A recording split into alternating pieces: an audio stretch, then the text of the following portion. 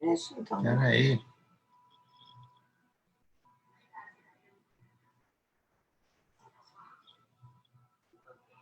Mesma droga, meu Deus. Tá.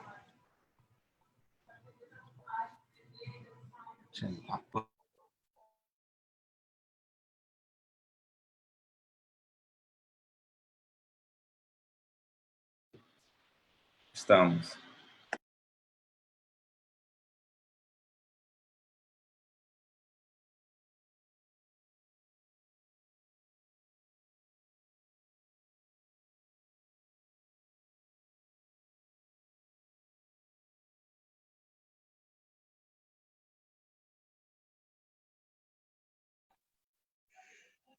Boa noite a todas e todos.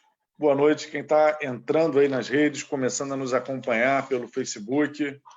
Essa é mais uma live sobre o Covid na cidade de Niterói, para a gente refletir sobre o quadro da pandemia, sobre a gente refletir sobre o que está acontecendo e buscar produzir informação, buscar produzir reflexão de qualidade.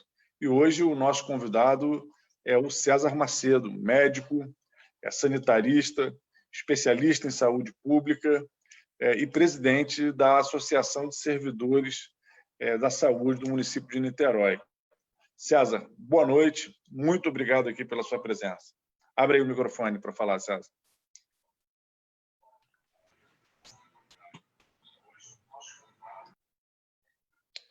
Abriu e fechou. Aí.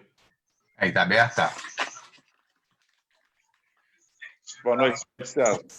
Boa noite, Flávio. Obrigado pelo convite.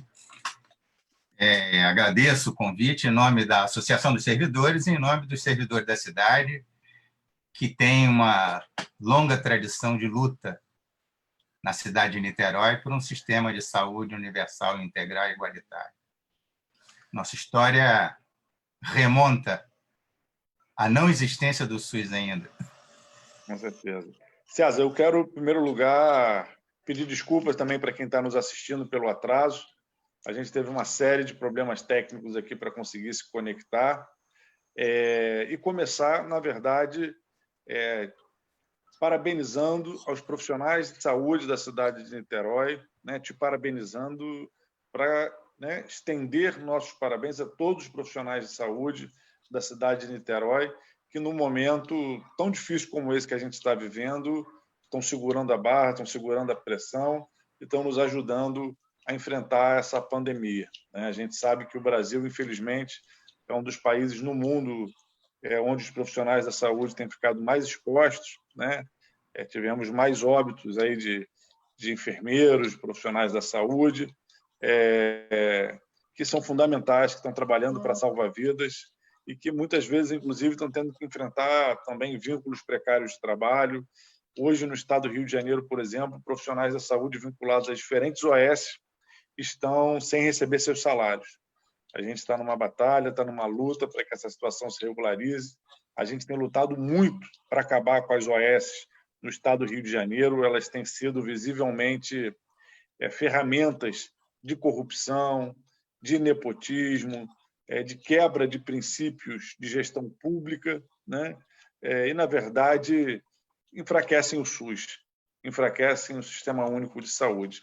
Então, eu queria, fazendo esse pedido de desculpa, dar os parabéns para os servidores, para os trabalhadores da saúde e te perguntar como é que a associação, como é que os servidores estão vendo essa pandemia no município de Niterói. Olha, tem uma frase que a gente costuma se dizer o tempo inteiro em nossas conversas. Os profissionais de saúde na cidade de Niterói, como de resto em todo o país, são sobreviventes. Sobreviventes de um processo cruento, sobrevivente de um processo perverso, sobrevivente de um processo de luta que já vem de muitos anos. Eu acho que a principal tarefa que cada um de nós tem para si, enquanto profissional, enquanto ser humano, é a capacidade de continuar sobrevivendo, de tentar, de alguma forma, compreender essa pandemia com uma certa dose de transcendência, tentar enxergar para além dela. Mas eu acho que enxergar para além dela significa você compreender também as dificuldades do passado, né? Essa pandemia ela não acontece por acaso. Nós a estamos enfrentando, ela tem causado muito sofrimento na população, né? Ela tem, de alguma forma, evidenciado um traço perverso do ponto de vista da estruturação e da organização política desse país, principalmente nos últimos anos, em que as políticas de austeridade têm retirado recursos de uma maneira bastante assintosa das proteções sociais no Brasil, e particularmente, no nosso caso, das proteções sociais no campo da saúde. Haja visto a emenda constitucional 95, haja visto uma série de dispositivos legais que, de alguma forma, poderiam, né, apontar no sentido de garantir alguns direitos dos trabalhadores que eles vêm sendo violados e aviltados de uma maneira bastante expressiva.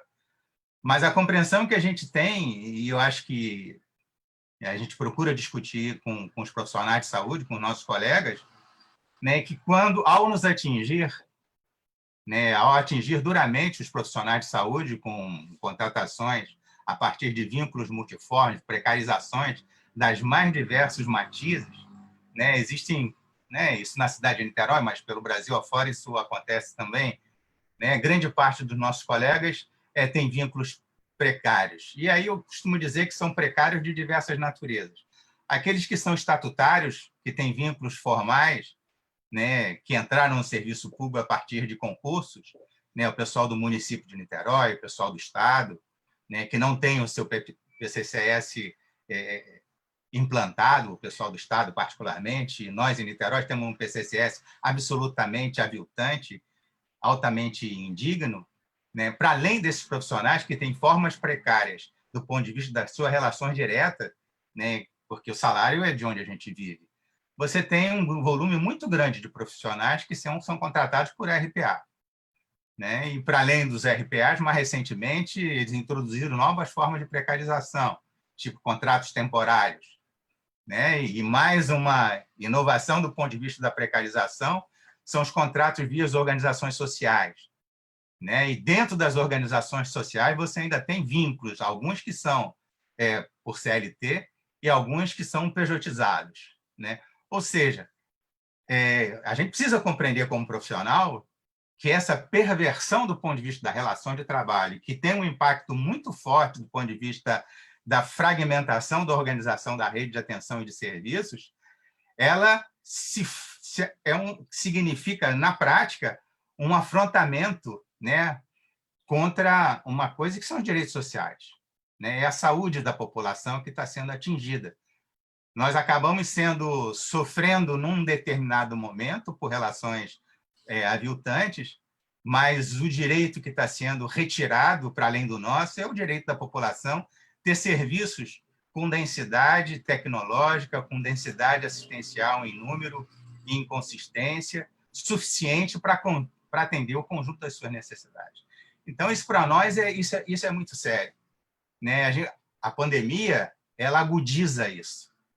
Ela, né, Paramahansa Yogananda que dizia, nada vem do nada.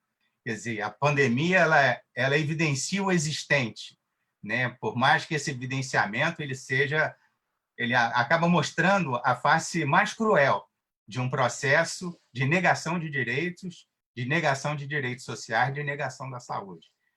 Ou seja, a nossa luta é uma luta muito dura. Agora, não é uma luta só nossa. Né? Essa não é uma luta dos profissionais de saúde, é uma luta da sociedade. Né? Esse é o desafio que a gente tem. Né? De tentar compreender, nós como profissionais, temos que compreender que a nossa luta transcende, né, o nosso momento existencial, que é o exercício de uma atividade profissional vinculada estritamente ao interesse público.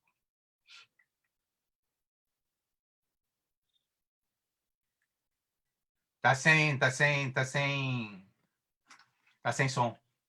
Antes de entrar em alguns debates mais da pandemia, eu queria te fazer uma pergunta, aproveitando que você é presidente da Associação dos Servidores. Eu, por exemplo, né, sou deputado estadual, tenho acompanhado muito o caso dos profissionais da saúde do Estado. Como você bem falou, a gente tem uma luta para que tenha um plano de cargos, carreiras e salários que valorize esses profissionais.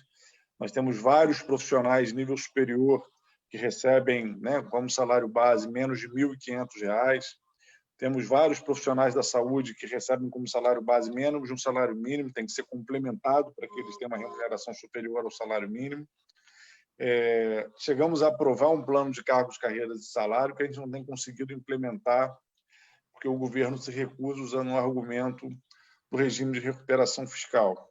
E a gente viu a proliferação das OS no estado do Rio de Janeiro nos últimos anos, elevando os gastos com saúde, trazendo uma série de escândalos de corrupção, trazendo uma lógica da gestão privada. Virou aí um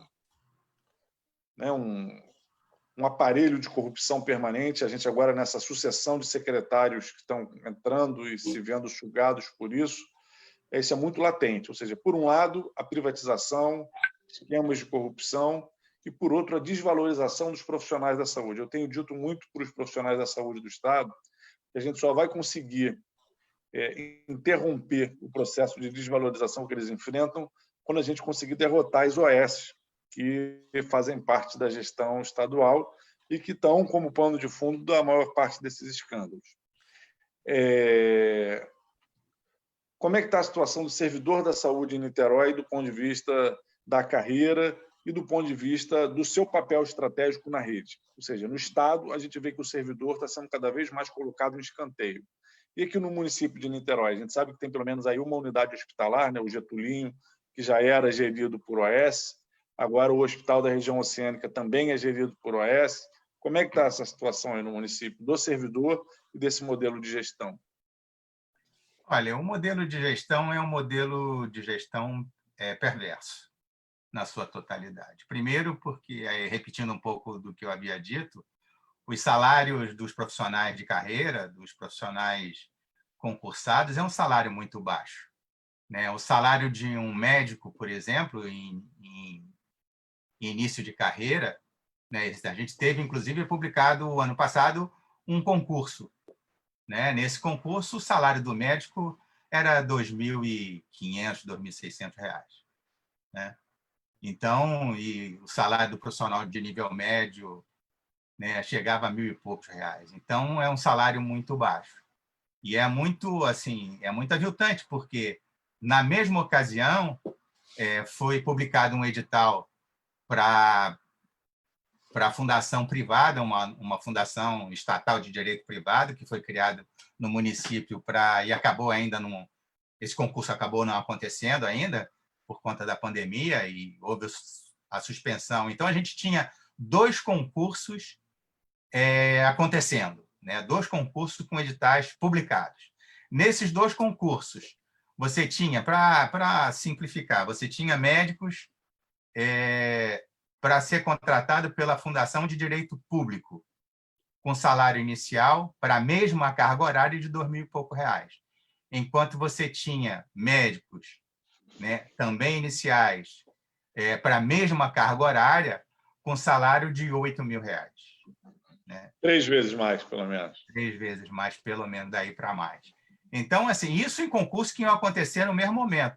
Qual era a diferença? A diferença é que uma fundação é a fundação pública, essa que, na verdade, compõe o corpo funcional de toda a saúde na cidade, né, onde você tem um volume significativo ainda de trabalhadores, né, que já também num processo de envelhecimento, a sensação que nos dá é tipo assim, eles estão esperando que a gente morra, né, para que novas formas, novas relações de trabalho se construam, né? Então, congelaram salarialmente, fazendo com que as nossas vidas sejam relegadas ao mínimo de sobrevivência, né, ao salário basal para que a gente continue ainda frequentando os serviços e, enfim, enquanto envelhecemos e adoecemos e vamos ganhando problemas ao longo do tempo, principalmente pelo enfrentamento cotidiano de situações verdadeiramente adversas, como condições de trabalho e tudo mais, né? Enquanto, a partida, eles têm implantado novas modalidades de contratação.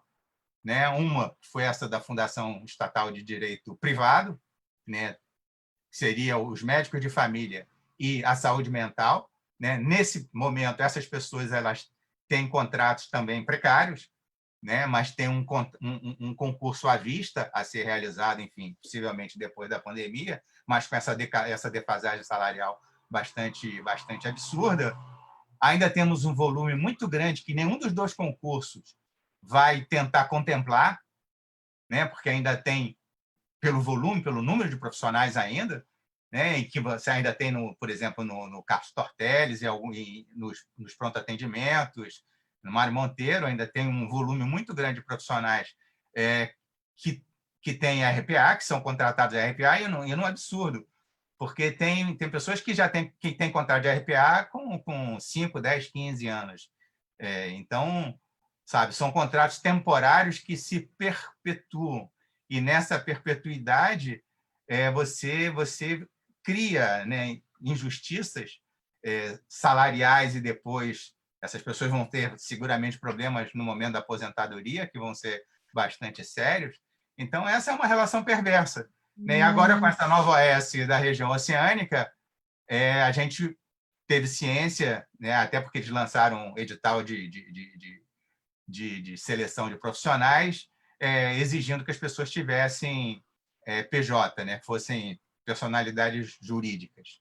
Ou seja, é uma outra forma de terceirização, é um outro em que as pessoas são empresários de si. Então, isso é muito complicado, porque isso rompe com a lógica, com a possibilidade da lógica de construção de um sistema universal, integral e igualitário. Quando você tem profissionais que perderam ao longo do tempo a sua identidade.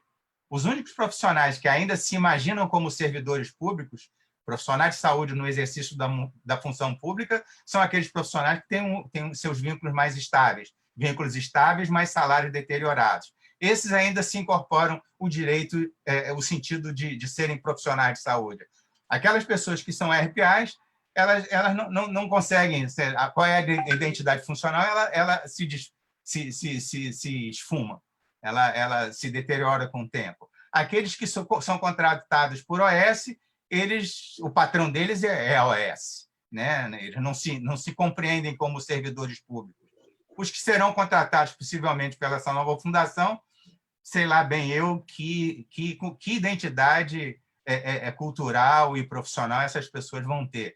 Ou seja, isso cria, além de tudo, uma dissensão muito grande, isso fragmenta também as categorias da saúde de uma maneira bastante acentuada, essa perda da identidade, essa perda do sentido, né? Principalmente do sentido de vínculo necessário.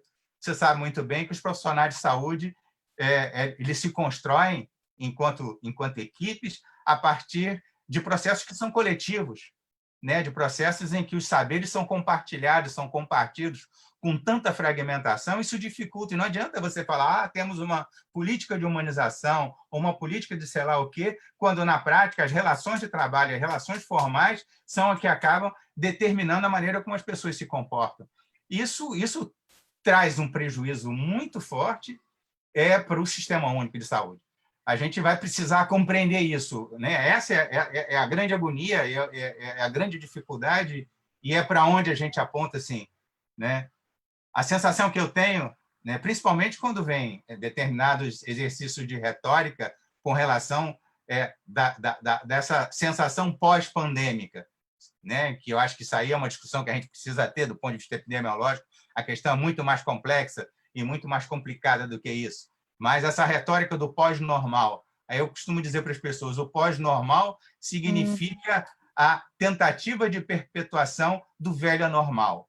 O velho anormal que se impõe para a sociedade porque ela mantém a retirada dos direitos sociais, do direito à saúde, do direito à vida, e isso é sustentado pelas diversas formas de precarização das relações de trabalho, fazendo com que os profissionais percam a sua identidade e não consigam construir uma identidade capaz de entender que eles são os garantidores do direito à saúde, os garantidores do direito à vida, como está sendo um pouco evidente agora, quando a gente vê as pessoas, né, nos seus momentos de sofrimento agudo, elas começam a criar um sentido de valorização do profissional de saúde, né? E aí, para nós, fica sempre aquela dúvida: quando esse sofrimento agudo for mitigado, que a gente voltar para o velho anormal, né, para a velha situação de precarização, de não serviços, né? Porque os vazios assistenciais, mesmo na cidade de Niterói, eles são muito grandes. Eles são muito grandes. Saúde da família, por exemplo, não consegue ter uma cobertura para além de 200 mil pessoas por aí. Ou seja, 300 mil pessoas dessa cidade não têm acesso à atenção primária de qualidade. Mesmo os que têm acesso à atenção primária pela qualidade dos profissionais, não conseguem ter acesso a meio diagnóstico, não conseguem ter acesso a profissionais outros de outras especialidades, porque o número de clínicas de especialidades é exíguo, é muito pequeno, fora as pessoas que estejam submetidas a tratamentos de maior complexidade, de maior densidade tecnológica, que muitas vezes precisam procurar atendimento fora da cidade. Haja visto pessoas que são submetidas à terapia renal substitutiva, que têm que fazer seus tratamentos fora de Niterói, pessoas que estão vivenciando em situação de câncer, por exemplo, que têm que fazer radioterapia até em Campos, né? Ou vai para a Penha, no Rio de Janeiro, ou vai para Campos, né? Alguém se infartar e se precisar fazer cateterismo, o próprio Hospital Universitário Antônio Pedro tem uma complacência do ponto de vista assistencial muito pequena, né? Não consegue, né, produzir serviços que atendam de uma maneira densa, até porque, também um detalhe, o Antônio Pedro não é só para a cidade de Niterói, né? Ele é para uma região de 2.800.000 habitantes. Então, enfim... César, só vamos pontuar então um pouco isso, que eu acho que esse debate é importante. Como é que você vê hoje a rede de saúde de Niterói? Você colocou aí algumas dessas limitações, eu queria que você pontuasse mais. Ou seja, tem uma atenção primária limitada, que só alcança cerca de entre 30% e 40% da população, aí, fica aí um pouco abaixo, mais ou menos ao redor de 200 mil pessoas. Ou seja, a maior parte da população de Niterói não tem uma referência de atenção primária, de saúde da família. E para esses que têm, a gente tem dificuldades. Né? Você citou aqui as dificuldades de, por exemplo, ter acesso a uma especialidade. Quem está aqui nos acompanhando é quando a pessoa começa a encontrar um diagnóstico, a ter aí a necessidade de aprofundar uma análise, de precisar de um tratamento especializado, de repente um otorrino, não sei, uma especialidade, e aí não encontra na rede essa especialidade, ou seja, só consegue ficar no médico generalista que dá aquele acompanhamento permanente, mas não consegue ir para essa especialidade. Mas a gente também teve aqui em Niterói, nos últimos anos, eu acho que isso, inclusive, foi parte também de uma política nacional de desmonte da atenção primária, uma mudança no número de famílias que cada equipe da família acompanha, né? Isso porque no passado em Niterói uma equipe de saúde da família era responsável por 1.600 pessoas, mais ou menos. Mas a política do Ministério da Saúde sempre foi diferente. É claro que a configuração das equipes era também um pouco diferente da de Niterói, mas mesmo assim, para esses profissionais, eles eram obrigados a atender de 3.500 a 4.500. Isso nacionalmente era assim. Niterói ainda era um certo eixo de qualidade quando propunha um profissional ou uma equipe de saúde da família para 1.600 pessoas e tal. Isso mudou, né? Hoje em dia você já tem equipes com 2.000, 2.500 ou mais pessoas. Mas isso não você não tem um corte único.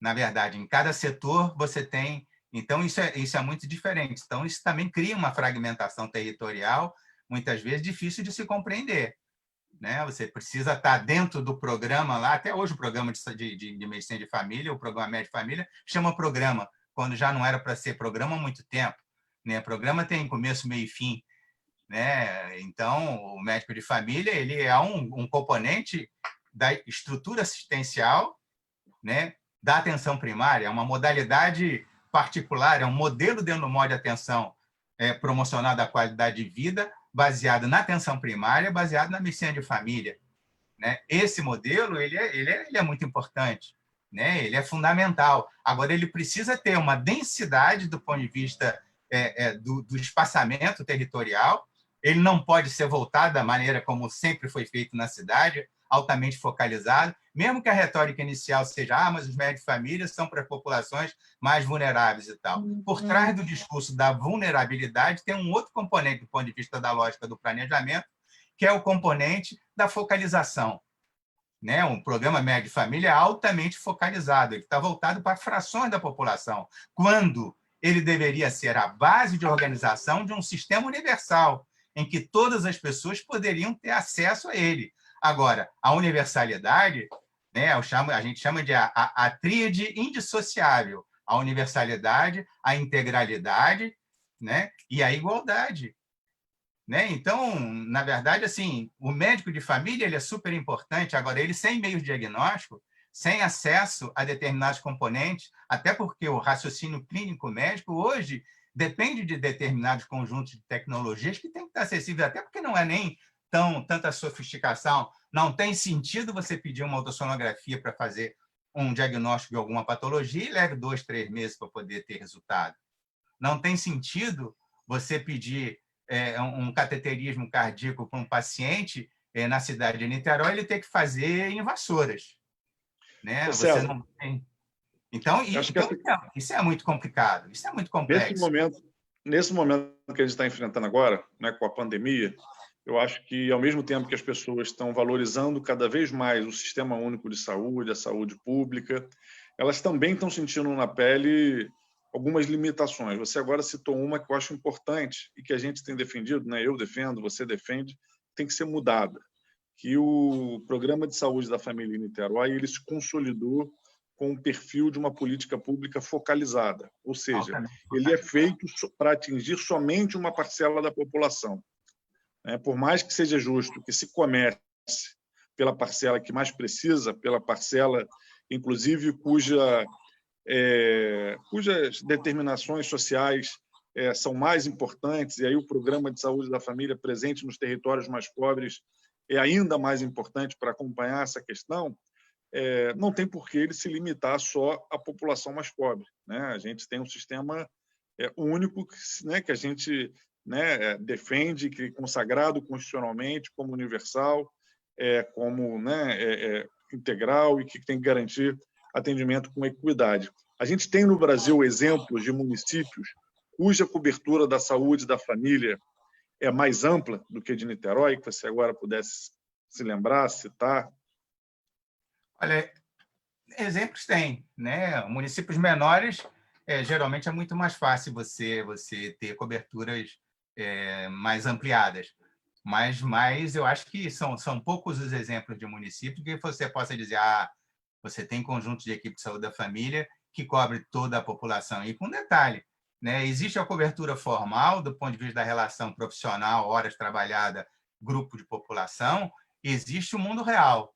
Né? Em muitos lugares existem distorções também bastante sérias. Né? Existem profissionais que não cumprem suas cargas horárias em alguns lugares, enfim. A saúde da família é um eixo importante do ponto de vista da organização. Agora, ela não tem se consolidado, né? A atenção primária não tem se consolidado no escopo da organização da rede de atenção e serviços como a base de organização do conjunto do sistema. Isso não é um exemplo, não é uma debilidade de Niterói só. Eu acho que Niterói tem uma debilidade importante, mas em outros lugares, sabe, tipo assim, agora não dá para eu olhar e dizer o seguinte, eu não posso ficar comparando o ruim com o menos ruim. Né? Eu posso olhar para o meu entorno, ver que outros municípios, sei lá, pegar o nosso vizinho, São Gonçalo e outros lugares, você tem coberturas muito mais fragilizadas. Mas não é o nosso benchmark, não é o nosso ponto de comparação. O nosso ponto de comparação são os sistemas universais e que atendam as pessoas com qualidade. A gente tem Belo Horizonte como exemplo de uma capital, uma cidade grande, que tem uma cobertura num patamar muito melhor do que o de Niterói. E a própria cidade do Rio, que tinha uma cobertura muito pequena. Você tem São Paulo, Campinas, você tem alguns lugares, né? Mesmo em Minas, você tem Montes Claros, que avançou, mesmo no Paraná, Londrina avançou. Né? Você tem, mas agora veja bem, você tem exemplos. Né? Você tem exemplos. Né? Você não mas não tem uma política consolidada que busque a universalidade. Que seja universalmente compreendida em toda a sua densidade. E depois você fragiliza muito a atenção primária quando ela não tem como elo de ligação o conjunto das especialidades. Né? Ela precisa necessariamente de ter acesso a outros profissionais, né? Haja visto aquilo que a gente está vendo agora. Né? Tudo bem, a atenção primária é super importante e tal, bom, mas num doente agudo com insuficiência respiratória grave, que precisa ser entubado, não sei o que lá, é a atenção primária que resolve? É claro que não. Então, esses profissionais, né, que de alguma forma lidam com o paciente com um nível de complexidade ou com uma fragilidade maior, etc., precisando de grandes intervenções do ponto de vista da prática médica, sabe? Eles são super necessários. Né? Eles acumulam saberes também ao longo do tempo fundamentais para a organização do sistema. Né? Não é preciso, não seria necessário que a gente tivesse uma epidemia como a gente está tendo agora. A epidemia já evidenciou a necessidade de um perfil de profissionais que tivessem habilidades no sentido da biomedicina, na sua profundidade. É a visão social da medicina que é fundamental. Esteja você onde estiver. Né? Quando você anda numa ambulância do SAMU, você tem que olhar para a sociedade a partir da sua própria dinâmica. Você tem que compreender isso. Né? Uma ambulância... Eu trabalhei no SAMU, né? Ajudei a organizar o SAMU dentro dessa cidade durante muito tempo. Fui coordenador de educação permanente do SAMU. E eu ficava impressionado de ver, primeira coisa, a central de regulação do SAMU, quando você entra na central médica de regulação de urgência, você sabe tudo o que está acontecendo na cidade. Você tem um quadro. Quando você entra dentro de uma unidade móvel, dentro de uma ambulância que sai para fazer um chamado, você vê a cidade a partir da ambulância, da unidade móvel. Então, sabe, essa visão integrada, essa visão integral, essa visão que consiga compreender um indivíduo a partir do seu ambiente social, a partir de todas as suas dificuldades, de todas as suas potencialidades, de todo a sua matriz cultural, de toda a sua existência, esse é fundamental em qualquer lugar que você esteja, seja numa unidade de atenção primária, seja numa unidade móvel do SAMU, seja dentro de uma unidade de terapia intensiva, tratando um paciente crítico, grave e que precisa de cuidados muito delicados, com muita precisão, em que o sentido da humanidade da assistência ele é fundamental que tenha toda essa expressão, porque essa expressão da humanidade de cada um de nós, onde quer que a gente esteja. E aí eu queria dizer para você com toda tranquilidade, me impressiona, depois de 20, 30 anos de médico de família nessa cidade, eles continuam precários, relações precárias de trabalho. Os médicos de família de Niterói têm contratos temporários. Ou seja, a saúde é temporária, a atenção é temporária. O meu medo e a minha preocupação e a preocupação do conjunto de servidores é com relação ao hospital da região oceânica. Esse hospital ele foi fundamental, está sendo fundamental para atendimento à Covid. Agora, ele será fundamental no futuro para atendimento do conjunto das necessidades sociais de saúde da população dessa cidade. É uma unidade... Ele é fundamental do Covid e ocupa uma lacuna que Niterói tinha, né? Isso que você vinha falando da necessidade de você ter mais leitos, uma retaguarda maior. Quanto maior foi o número de leitos que foram habilitados no Hospital Oceânico, significa o vazio que já existia na cidade.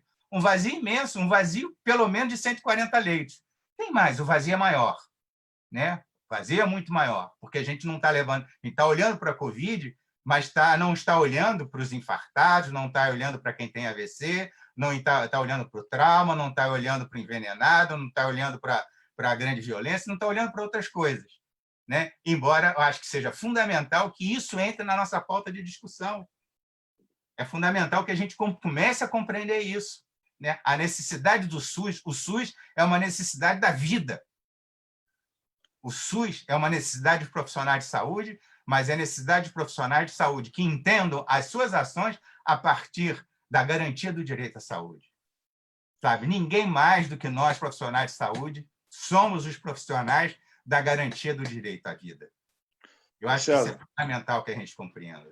César, é sempre muito bom te ouvir, mas aí a live eu vou vendo aqui, o tempo já passou, apesar de ter começado um pouco atrasado, tivemos aí problemas técnicos, tivemos até que mudar o programa. Então, eu vou pontuar uma coisa, vou te fazer uma pergunta e depois a gente comenta um pouco como é que está aí a expansão do Covid, etc. Primeiro, o que eu quero pontuar? Porque, para mim, essa questão da cobertura na saúde da família, ela é uma questão muito importante que acho que é um tema que a gente tem que se deparar na cidade. E acho que a pandemia tem mostrado para uma parcela da população que não tem acesso à saúde da família, porque não está nos territórios mais pobres, a importância de você ter uma outra medicina. Porque, nesse momento, a pessoa se vê, né, com alguma situação, vai fazer o quê? Vai ter que procurar uma unidade hospitalar. A unidade hospitalar está sendo desaconselhada para quem não está com sintomas de Covid e a pessoa fica sem referência, né? É importante a pessoa entender que no dia a dia dela, ela pode ter uma referência que não seja referência hospitalar, da cura, que seja uma referência do acompanhamento permanente, da saúde da família, da compreensão da saúde inserida dentro de uma determinada realidade social, que é o que o Estratégia, né, de Saúde da Família permite. Então, acho que esse é um debate que Niterói precisa fazer, que eu acho que tem aparecido para uma parte importante da população durante a pandemia. Por exemplo, a gente tem os programas de saúde da família fazendo uma vigilância nos setores, nos territórios onde há cobertura, e onde não há, tem um vazio. Aí a prefeitura inventou um programa de drive-thru para as pessoas se inscreverem num aplicativo para tentar fazer um teste, não tem um mínimo de orientação, não tem uma referência de profissionais.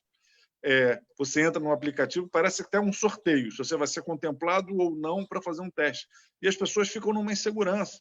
Isso mostra uma limitação muito evidente do nosso sistema de saúde que a gente tem que enfrentar numa cidade que está envelhecendo, numa cidade que 20% da população está envelhecendo, num processo de fragmentação das relações de trabalho. A gente, no Brasil, hoje, tem uma maioria de planos de saúde vinculados a quem tem vínculos de trabalho permanentes através da CLT.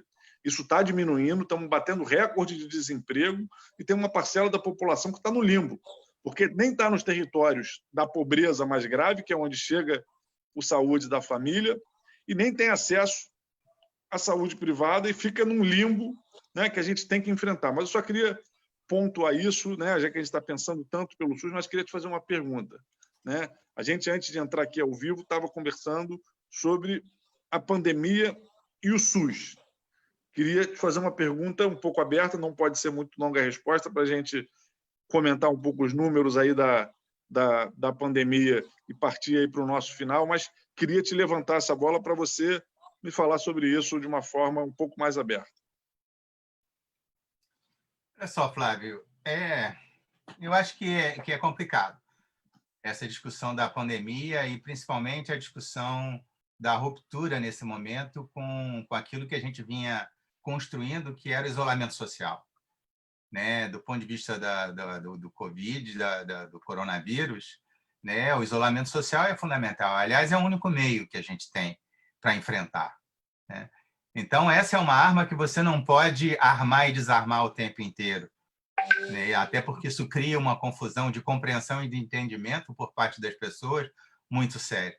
Não dá para você... Hoje cedo estava conversando com alguns colegas e estava dizendo, mesmo, isso não é verdade, isso que eu vou dizer aqui, mesmo que os indicadores de Niterói fossem supimpas, maravilhosos com relação, né, ao processo da dinâmica da doença e do ponto de vista da complacência assistencial, mesmo que isso fosse a maravilha das maravilhas, né? Não dá para você olhar para Niterói sem esquecendo que Niterói está no contexto de uma região metropolitana. Niterói é uma cidade que vive no contexto de uma região com 2.800.000 habitantes. Isso quando a gente olha só para o lado de cada Bahia. Fora as outras ligações que Niterói já tem com o restante, a região dos lagos, por aí mais. Essa relação é muito dinâmica. Fora com uma outra ligação, que são 6, 7 milhões de habitantes, dos que estão lá no Rio de Janeiro. E fora com a Baixada Fluminense, que tem quase 4 milhões de habitantes, se tiver um pouco mais. Ou seja, não dá para você imaginar que a doença crescendo nacionalmente e de uma maneira em que não se tem controle. Não dá para você imaginar que a doença crescendo e avançando de uma maneira desordenada e descontrolada no estado do Rio de Janeiro, e particularmente no nosso entorno, dos nossos vizinhos.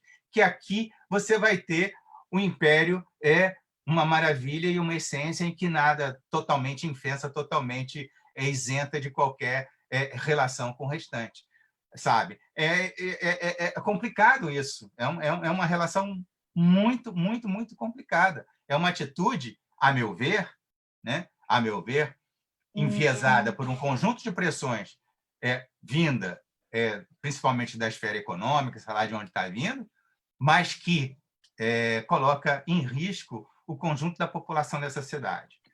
Porque dentro, sabe, o Covid como um cavalo bravos no campo. Né? Você não tem ideia para onde é que ele vai. Né? Então, sabe, a gente não tem domínio total sobre a dinâmica da doença.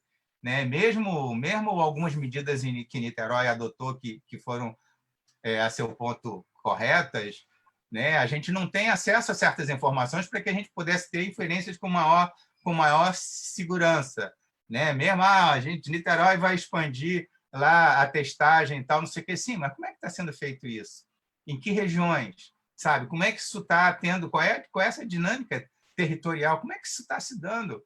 Né? Mesmo Niterói, ela é muito partida internamente, é uma cidade que, embora tenha uma renda per capita altíssima, ela tem bolsões de pobreza muito acentuados. A dinâmica da doença é muito diferente em cada um dos nossos bairros, principalmente da relação dessa cidade com o conjunto da região. Então, eu acho complicado. Eu acho muito complicado. Vou pedir para o Atilon, que é o nosso administrador aqui da live, para ele colocar umas imagens que a gente fez. A gente fez um levantamento. Eu pedi para a equipe fazer um cálculo de taxa por bairro. Por bairro. Isso é fundamental. Como é que está, né? A gente fez esse levantamento aqui e olha o que nos chamou a atenção. Excetuando, né, Gragoatá, que fica ali próximo de São Domingos, é um bairro muito pequeno, então isso acaba criando uma distorção no cálculo da taxa. Isso. A gente vê que bairros da Zona Norte e da Zona Leste, majoritariamente, ocupam aí lugares de destaque dentre os bairros com maior contaminação. Matapaca, Badu, Santa Bárbara, a região oceânica também está com, né, Barreto, a região oceânica também está com um número crescente de contaminados, com a taxa, mas nos chama a atenção que a gente vê um crescimento, especialmente, aí estamos na segunda coluna, né, já é a partir do 11º bairro, Caramujo, depois Várzea das Moças, e os bairros mais tradicionais da Zona Sul, né, e os de maior poder aquisitivo da região oceânica, que tem, por exemplo, Cambuinhas, Itacoatiara, que não tem favelas, vão sendo jogados para o final da fila. Né? Icaraí, Itacoatiara, Cambuinhas, são bairros que a taxa de infecção é muito pequena. E a gente vai para bairros que têm, né, uma maior presença de população pobre, de favelas, etc., ou bairros mais pobres no geral, né, Caramujo, etc., essa infecção cresce. Então, a gente está muito preocupado também, né, um debate que a gente tem feito aqui com a abertura, porque ela gera mensagens para a população num país onde o presidente da República boicotou o isolamento social o tempo inteiro, onde a gente está convivendo com o negacionismo científico o tempo inteiro. Essas mensagens contraditórias, agora é lockdown, que não foi lockdown, mas que, né, vamos parar um pouco mais. Agora dá para abrir. A gente estava discutindo com alguns epidemiologistas que trouxeram para a gente a reflexão seguinte: olha, como o isolamento social nunca se deu para valer, 70%, 80%, a gente nunca conseguiu conter, de fato, a proliferação do vírus. Então, a gente já está um período longo, né, de quase 4 meses de isolamento social, 3 meses e meio, e, ao mesmo tempo, não conseguimos conter o vírus, porque esse isolamento também nunca foi realmente efetivo. Né? Então, a gente tem uma preocupação que é esse alastramento do vírus cada vez mais para as regiões mais pobres, que é onde a gente sabe que tem, né, concentração populacional por cômodo, né, condições de isolamento social mais precários. Isso. Então, a gente fez esse mapa aí que nos traz um pouco esses números sobre Niterói.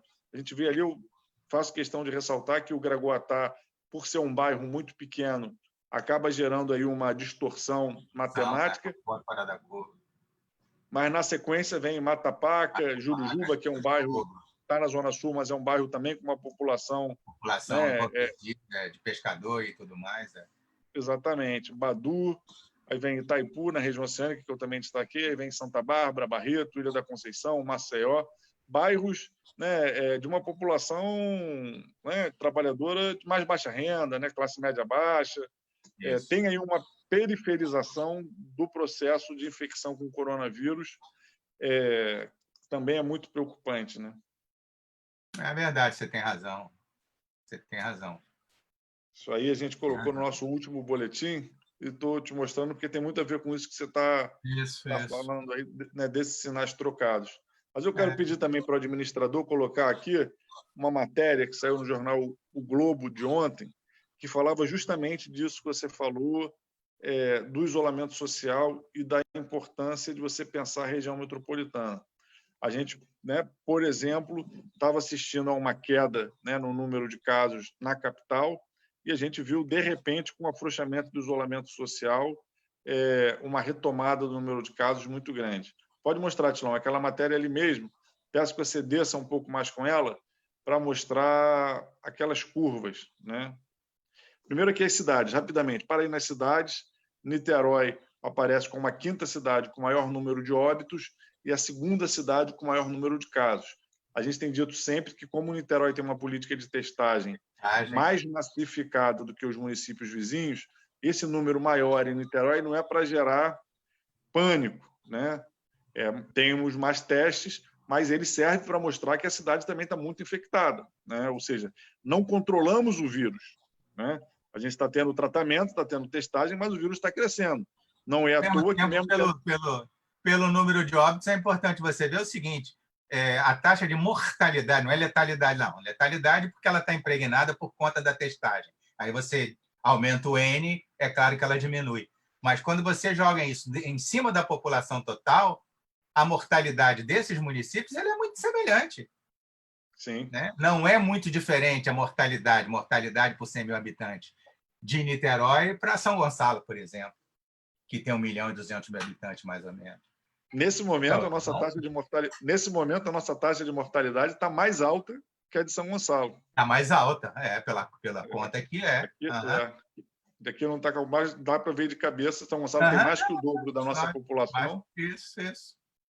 Exatamente. Pode baixar mais um pouco aqui, Atilão? Acho que essa matéria é uma matéria que foi muito boa. Ela traz as curvas. Pode baixar mais, aí ela traz as curvas. Isso aqui é o covidímetro, né? Essa matéria, né, o covidímetro, ele mostra a rapidez como o vírus está se proliferando, né? O nível né, o risco de contágio.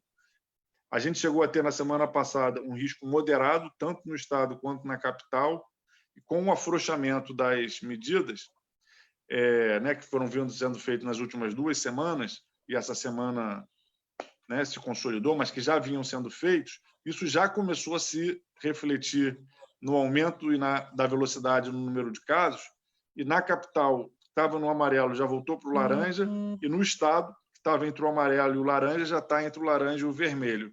Ou seja, o não conseguir fazer um isolamento social de fato e começar nesse processo de vai e volta, está nos expondo a esse aumento do contágio de uma forma muito preocupante, né? Eu vou solicitar aos pesquisadores para me passarem também a atualização desse covidímetro de Niterói.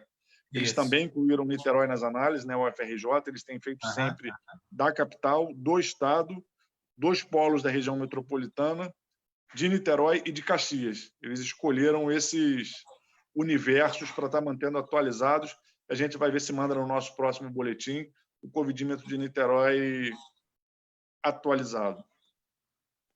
Mas, César, são 8h32, a gente está chegando aí, alcançando aí uma hora de live. Queria, então, te passar a bola para fazer as suas considerações finais com relação ao coronavírus, com relação ao sistema de saúde de Niterói. Eu tenho uma preocupação, né, e que eu tenho dividido com meus colegas da associação, com relação ao futuro, né? Eu acho que a nossa luta fundamental, ela continua sendo por um sistema universal, integral e igualitário. A nossa luta pelo SUS, a nossa luta por um sistema de saúde que seja planejado a partir do conjunto das necessidades sociais de saúde, que seja o elemento garantidor do direito à saúde, do direito à vida, isso é fundamental. Isso faz parte da nossa luta. Mesmo a nossa luta corporativa, aquela mais vinculada à maneira como a gente recebe salário, que é do que a gente vive ultimamente, ela está estritamente vinculada a isso. Os profissionais de saúde compreendem que o horizonte da sua luta não é só o seu salário, o horizonte da sua luta é a garantia do direito à saúde, a garantia do direito à vida, porque no direito à vida, no direito à saúde da coletividade está a vida de cada um de nós, né? E nós que estamos no exercício da função pública, somos profissionais de saúde, escolhemos fazer isso, né? Agora é quem, como dizia minha mãe, quem pariu Mateus que balance. A gente escolheu lá no passado ser profissional de saúde, então encara isso com galhardia, segura o cavalo pela boca e vamos tocar. Agora, me preocupa, sim, o futuro me preocupa muito, né? O futuro de cada um de nós, como ser, como humanidade. Eu acho que a gente precisa compreender isso, né? Não existe o novo normal, existe uma nova possibilidade de construção de formas de sociabilidade que sejam fraternas, que sejam profundamente cooperativas, colaboradores, que sejam fraternas na sua essência. Esse é um novo mundo, esse novo horizonte que cada um de nós tem que construir, tem que buscar construir. E me preocupa, assim, né, que a gente não se dá conta, nesse momento, né, com relação à questão, eu fico assim, né, por trás de qualquer gesto tem uma intenção, né, que para mim são sempre muito claras. Quando, ao arrepio de você ter a deterioração de estruturas formais de prestação de atendimento, tipo leitos hospitalares, como a gente tem no município do Rio de Janeiro, vários hospitais com vários leitos desabilitados, e, ao mesmo tempo, você constrói estruturas intermediárias que vão ser desmontadas, em que as pessoas também são contratadas de formas precárias, os leitos são precários, as pessoas são precárias, aquelas condições são precárias porque são temporárias. Não existe profissional temporário. Esse profissional é para a vida, não existe atenção temporária, a atenção é para a vida. Ou a gente, sabe, muda esse conceito, e essa preocupação eu trago agora para o nosso ambiente do município de Niterói com relação àquele hospital da região oceânica. Ele não pode ser compreendido como uma estrutura temporária. Ele tem que ser compreendido como uma estrutura definitiva dentro dessa cidade. Mas, para além dele, nós temos que reabilitar hospitais e estruturas que já existiam e que foram desabilitados ao longo do tempo dentro da cidade de Niterói. O Hospital Orense de Freitas, hospital que já foi uma excelência do ponto de vista da cirurgia, foi uma referência, eu dei plantão naquele hospital, né, com N cirurgiões, pessoas do mais alto gabarito, né? E, no entanto, ele foi se extinguindo, foi se desmilinguindo, né? Ele já teve 100 e tantos leitos, com unidade de terapia intensiva, era um hospital em que a ciência vibrava o tempo inteiro, em que você tinha profissionais vibrantes. Hoje em dia ele está tímido lá, está servindo como o lugar onde você coloca pacientes para poder desocupar outros espaços, sabe? Isso é a negação da história, até porque tem um detalhe: Orense de Freitas era um hospital vinculado à estrutura sindical dessa cidade. Antes de ser, lá atrás, antes de ser municipal, ele foi do INPS, e antes de ser do INPS, ele era um hospital vinculado ao Sindicato dos Marítimos, que tinha uma tradição de luta nessa cidade. Então, aquele hospital tem uma tradição de vínculo muito forte com a classe trabalhadora e não pode ser abandonado. Outra estrutura que não pode ser abandonada é o Hospital Universitário Antônio Pedro. Me impressiona quando eu vejo o comportamento diferenciado, principalmente, né? Quando eu vejo o Hospital Universitário da USP, o Hospital das Clínicas da Universidade de São Paulo, em que, no momento da Covid, no momento do coronavírus, os médicos e os profissionais de lá ampliaram o número de leitos de terapia intensiva, assim, para fazer pesquisa, para fazer assistência, para se envolver dentro desse processo. Não tem essa de dizer que é um hospital universitário, não é um hospital de assistência. O hospital universitário é um hospital de assistência porque a assistência está vinculada estritamente e profundamente ao ensino. É a partir da assistência que a gente aprende. Eu trabalhei na emergência do Hospital Universitário Antônio Pedro, que sempre foi porta aberta, não tem esse papo de urgência referenciada. Sabe? A urgência é o lugar onde o sofrimento se expressa e onde você tem que habilitar profissionais que consigam discernir o que é simples do que é complexo, do que precisa de uma grande intervenção. A UFRJ aqui no Rio abriu 200 leitos nessa. Pois é. E o Hospital Universitário Antônio Pedro abriu 12 leitos. Sabe? É uma brincadeira. Um hospital que, na minha época, tinha 480 leitos. 480 leitos. Tem 100 e qualquer coisa. Não chega a 200 leitos o Hospital Universitário Antônio Pedro.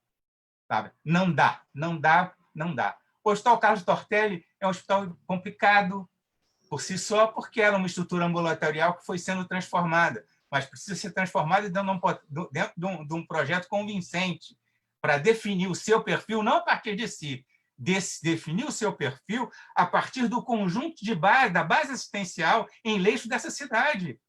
Cada uma dessas unidades vai definir o seu perfil, não a partir de si. O Hospital Universitário do Dr. Pedro não precisaria se definir a partir de si. Eles têm que se definir a partir da cidade, a partir da região. Ao mesmo tempo, não dá para você pensar nenhum tipo de planejamento de saúde em Niterói sem pensar na região metropolitana. Sabe? Do ponto de vista do planejamento, você sabe tão bem quanto eu, né? A gente que é da área, né? Sabe muito bem que, do ponto de vista do planejamento, a dinâmica populacional, a dinâmica dessas cidades, ela transcende em muitos limites formais dos municípios. E é a partir da dinâmica populacional que você organiza os meios de proteção à vida das pessoas. Então, assim, nós temos uma grande luta pela frente. Essa luta significa a luta por um sistema universal, integral e igualitário. É a minha luta, é a tua luta, é a luta dessa cidade. Os profissionais de saúde têm que compreender isso, mas a população precisa compreender também. Né? A população precisa se inserir nessa luta. Por quê? Porque não adianta ninguém dizer para mim, Niterói tem 30%, 40% de pessoas que têm plano de saúde. Ora, qualquer crise econômica faz com que a base dessas pessoas, do ponto de vista da remuneração do seu trabalho, fique diminuída, ela vai ter que lançar mão dos recursos que são sociais. E o fato de você ter possibilidade de ter um plano de saúde não significa que você tenha aberto mão do seu direito como cidadão. Né? E o direito à saúde é um direito de cidadania, é o direito de cada um de nós. Ele está inscrito na Constituição. Enquanto não arrancarem isso da Constituição, espero que a gente consiga barrar isso, que se depender dos neoliberais, como Guedes, como essa troika toda, né? Eles já teriam tirado isso. Agora, a história do passar a boiada, uma das boiadas que passaria seria a retirada de mais direitos sociais da Constituição. A gente vai ter que retomar a luta pelo direito previdenciário, vai ter que retomar a luta pelo direito ao trabalho, coisa que a reforma de Temer e depois do Bolsonaro estão nos infernizando a vida. Enfim, eu acho que é isso aí que a gente tem que se envolver. Valeu, César. Muito bom te ouvir. E antes que eu me esqueça, fora Bolsonaro e fora Mourão. Com certeza. Obrigado, César. Muito bom te ouvir. Muito bom refletir com você sobre esse momento tão difícil que a gente está passando. E um prazer te rever, já que a gente tem tido dificuldade aí para se encontrar. E eu estava querendo mesmo ter essa oportunidade aí de trocar umas ideias com você. Boa noite, César. Muito obrigado. Grande abraço aí, um beijo para você e para o pessoal do Fórum. Tá bom, muito obrigado. Um abraço, Flávio. Obrigado pela oportunidade.